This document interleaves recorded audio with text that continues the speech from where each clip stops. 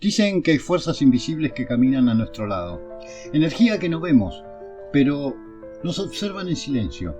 Los amarres, esos rituales prohibidos de amor forzado, no son simples leyendas de pueblo, son pactos, pactos donde la voluntad humana se rompe y el deseo se transforma en cadenas invisibles que atan corazones, aunque estos jamás lo hayan querido. Quien se atreve a invocar estas prácticas juega con fuego, velas negras, muñecos bañados en sangre, hilos rojos que nunca deben romperse, elementos que, según cuentan, pueden abrir la puerta a algo mucho más oscuro que el amor.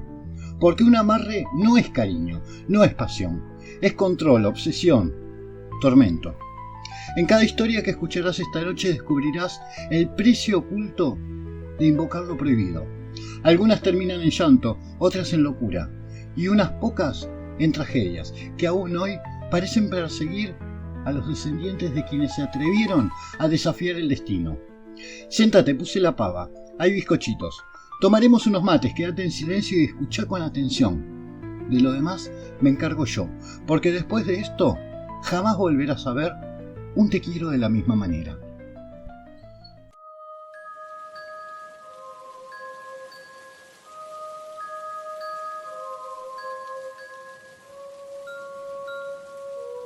Bienvenidos, esto es Relatos de Punta Lara.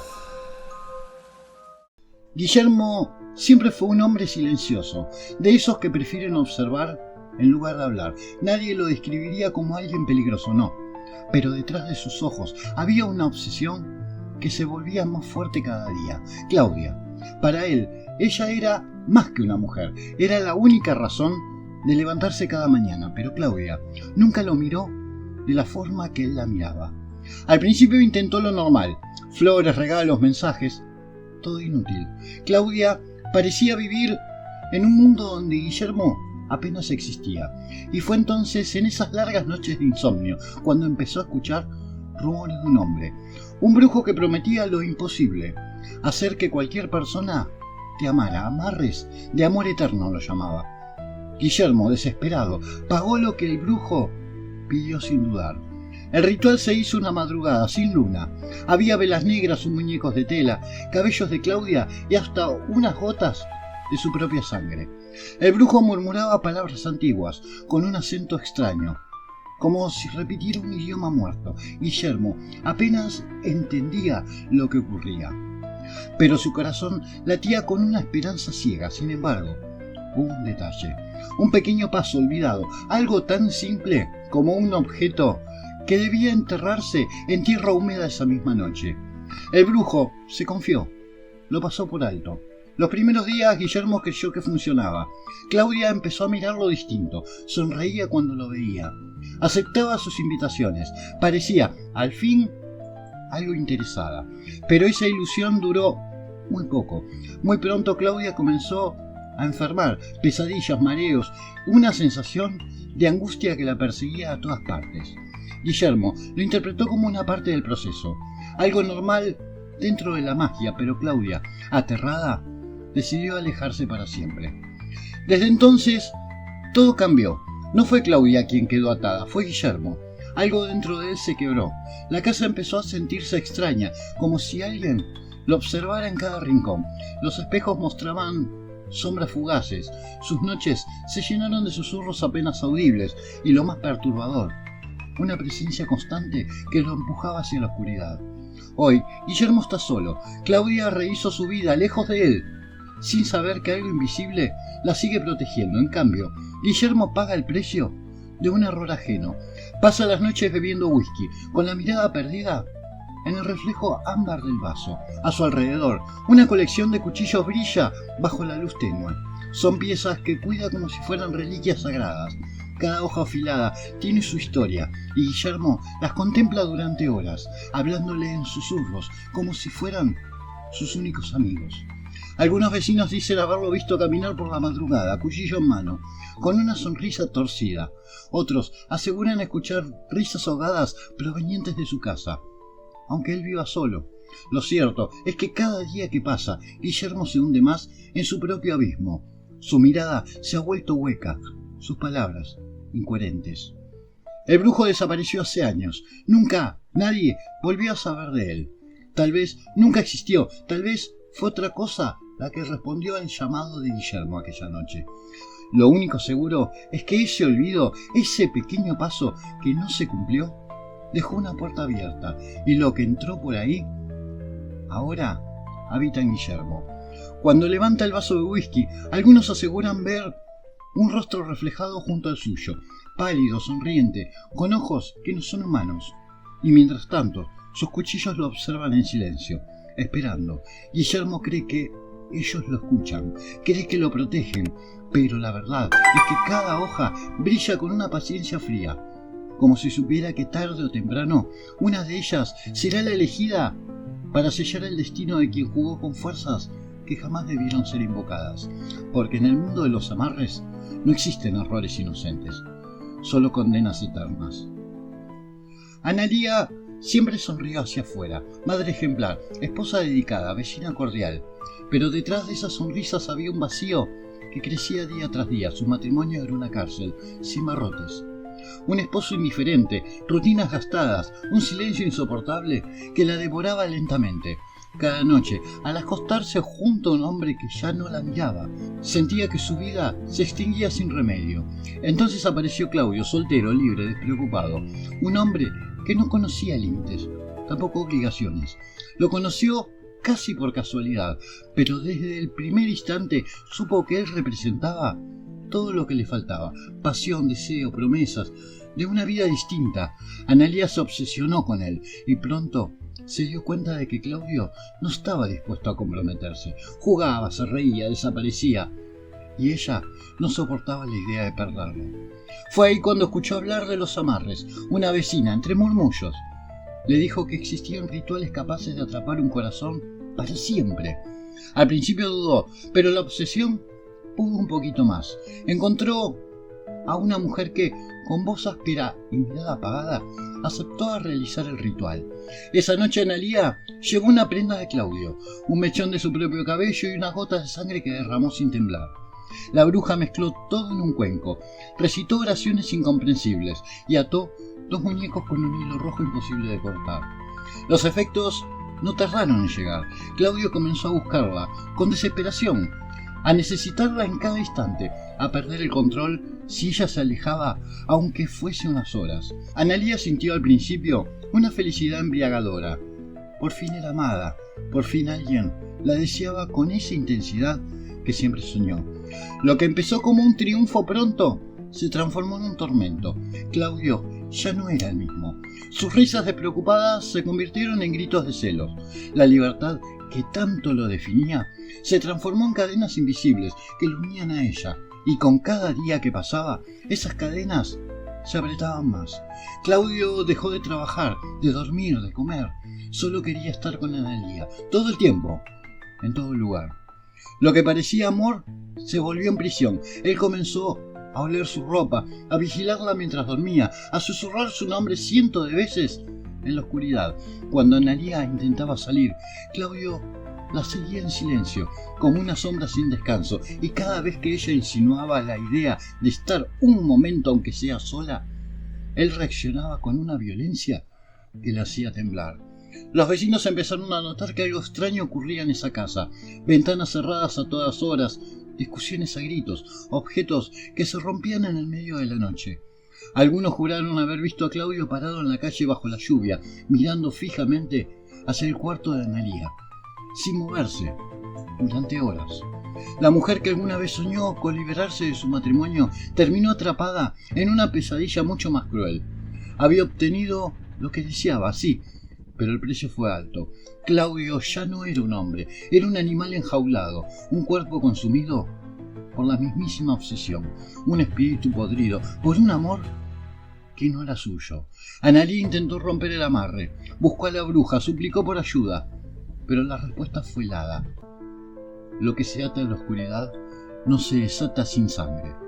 Después de ese día, Analía supo que no había salida. Hoy vive con Claudio, pero realmente no vive. Está condenada a soportar sus caricias enfermizas, sus ojos desorbitados que las persiguen por cada rincón de la casa, su respiración ansiosa que la despierta cada madrugada. Lo peor es que a veces, en lo más profundo de la noche, Claudio habla con alguien que no está ahí, murmura frases incomprensibles, ríe con una voz que no parece humana, y luego vuelve a mirarla con esos ojos vacíos que ya no le pertenecen.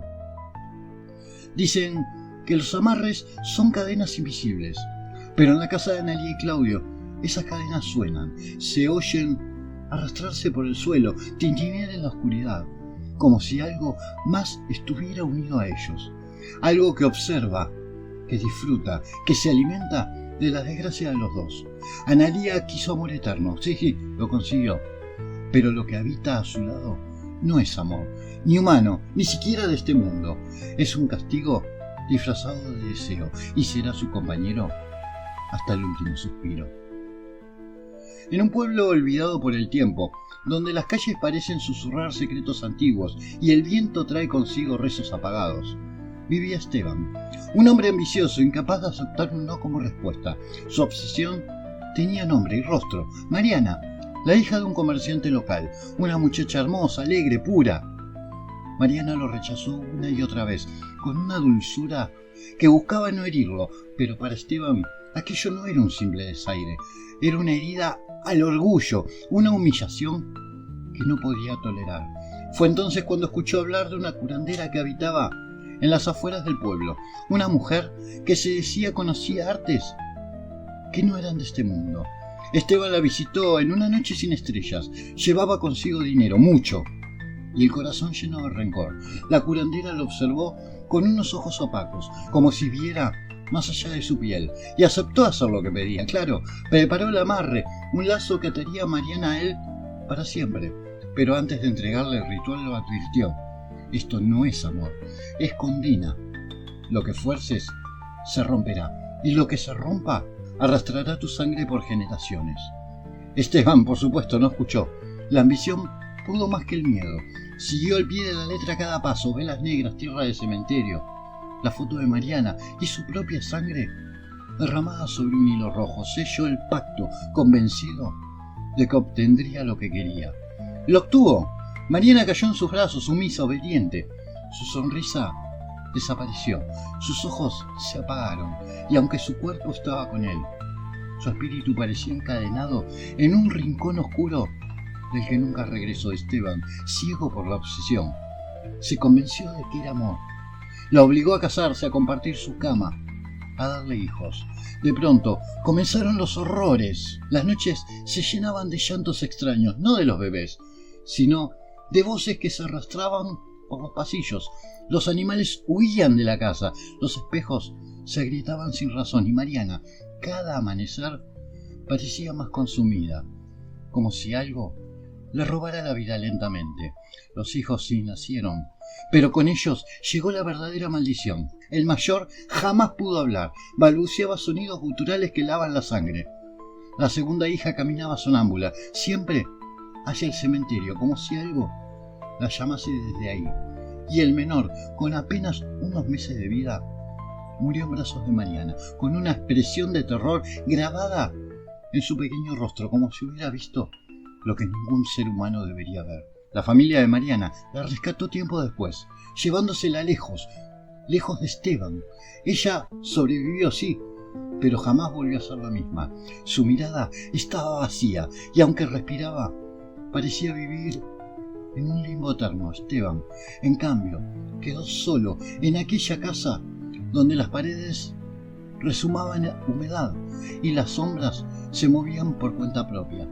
Murió años después, borracho y delirando, con los cuchillos de cocina dispuestos alrededor de su cama, convencido de que ellos vendrían esa noche por él. Nadie lloró su muerte, pero la maldición no termina ahí. Su apellido se volvió sinónimo de desgracia. Sus descendientes, aunque intentaran huir, cargaban siempre con un destino roto. Matrimonios fallidos, enfermedades inexplicables, accidentes.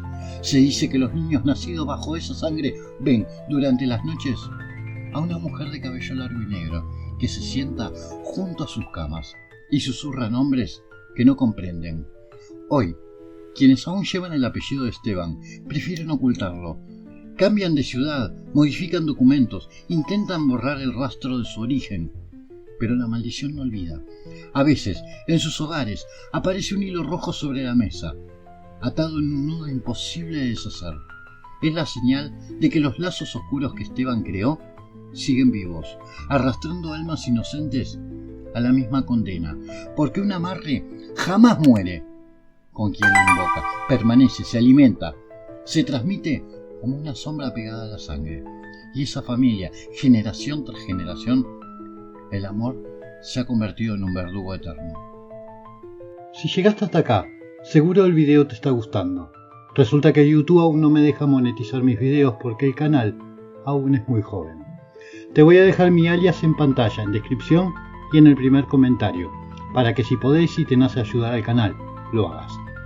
Tu colaboración será destinada a la compra de nuevos equipos para mejorar la calidad de los videos. Desde ya muchas gracias. Continuamos. La casa de la esquina nunca fue un buen lugar para los que miraban de lejos. Sin embargo, era perfecta para quienes quieren que lo cotidiano se vuelva trampa. Marcos vivía ahí solo, con sus rutinas, con muros. El mismo té a las 8, una novela a las 9, la luz apagada a las 11. Creía que los hábitos lo protegían. No sabía que la protección puede convertirse en prisión.